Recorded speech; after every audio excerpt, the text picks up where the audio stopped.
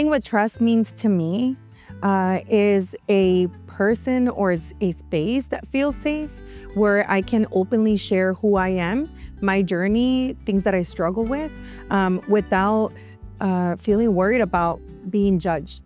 It's really easy to start to think that success for someone living outside is the same as the definition of success for someone who's living inside. One of the things I've learned about our neighbors living outside is they have a really high BS meter.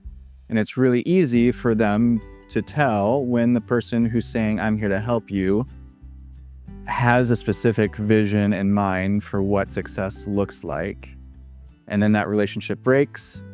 And then the person who was really needing the consistency of relationship to get to their goal and their destination, they start to lose hope and start to believe that that this world doesn't actually belong to them too. It just belongs to the people who seem to have it together. I think that the way that we build trust with our guests as they're coming into our programs, it just starts with getting to know each other, right? Like what is sharing our names, sharing a little bit about each other, what brought us to the work that we do, with the hope that also it opens up an opportunity for them to share a little bit of who they are and what their journey has looked like. I think we try to build trust by showing up every day in the same way.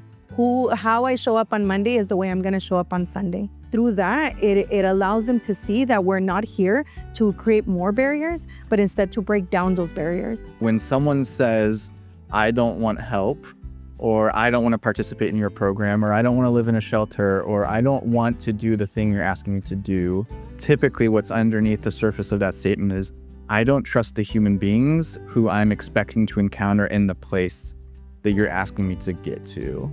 There are moments where we have hard conversations with guests that maybe are at the moment unable to meet the expectation, right? And so I think where really the relationship and the trust is built is at that moment, right? Where we get to identify with that person, like the barrier that they're running into.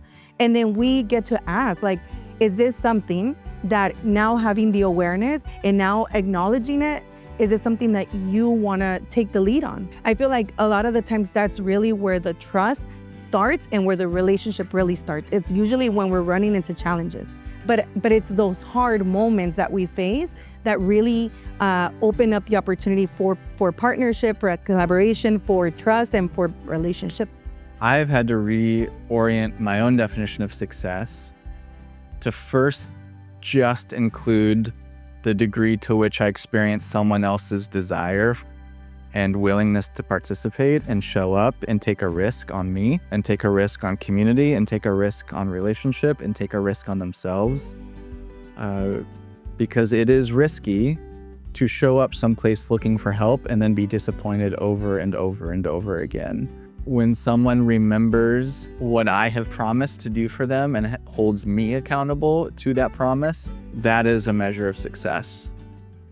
Because that suggests that they are willing to risk vulnerability and that they haven't given up on the story that we are trying to create together in the context of our relationship.